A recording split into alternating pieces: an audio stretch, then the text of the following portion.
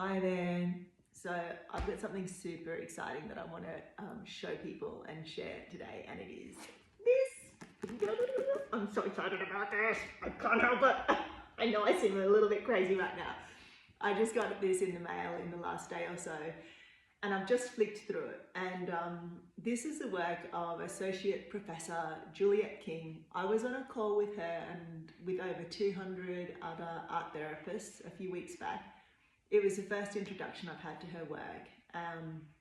And essentially she spent, I don't know how long, I mean, I would be making it up to say decades, but it is a very significant amount of time studying the neuroscience of art therapy. And this is her work, which shares what she has found about the neuroscience of art therapy.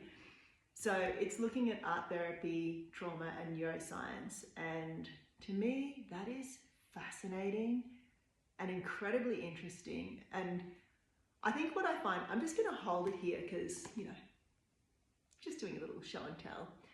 I think what I really love about this is there's an element, at least it sits there for me, and I don't know if it's there for other people, where art and creativity is beautiful and gorgeous and, you know, people love it, but I have had the feeling that people consider, you know, like the arts and art and creativity kind of this nice little fluffy extra, and, you know, a bit flaky. And then I don't know this, but I feel like art therapy is often put in that category as well, where it's like, oh, this is this nice thing, and, you know, maybe there's some value to it, but it might just be a bit flaky. Like, where's the really decent science behind it? And la la la la la, here we have some pretty decent science talking about how and why art therapy works and what it does within the brain and how that impacts somebody's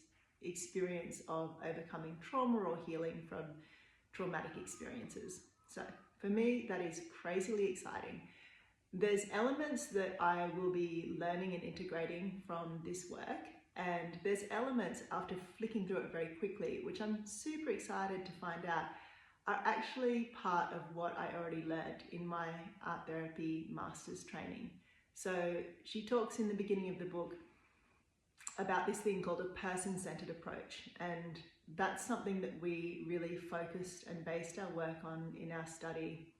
And that's looking at each person as a very unique individual and looking at their unique strengths and weaknesses, and really understanding that each person has this incredibly rich and deep inner and outer world that is truly unique to them, and then treating them like somebody that is a truly unique person. There isn't someone else like them, and really responding to someone and their needs in that way.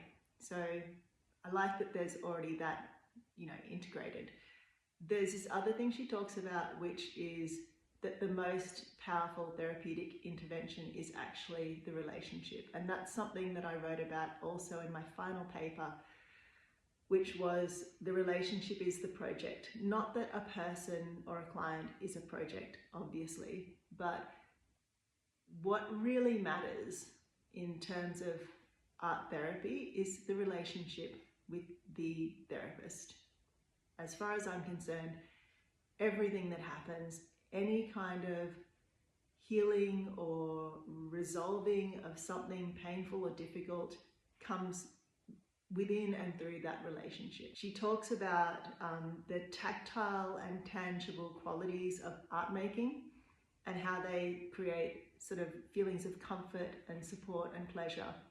And this creates safety and trust and connection. And another of the things that I wrote about in my final paper, and I really love the way this is framed for me, is that working with materials, which is like art materials and art making, is this really easy landing place and launching ground for connection and co-regulation. So that's essentially what she's saying as well, and I love that. I love it so much, and it's so perfect and so simple as well, just all the good things.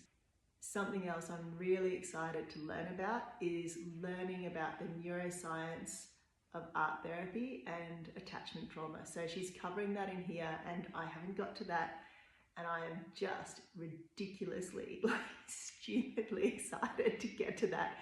So one of the other things I remember she mentioned in her call, and it's in here as well, is how there's this element with art making and creativity where it's not one hemisphere of the brain, like it's using the entire brain, it's crossing both hemispheres and creating connections and communication within both hemispheres of the brain.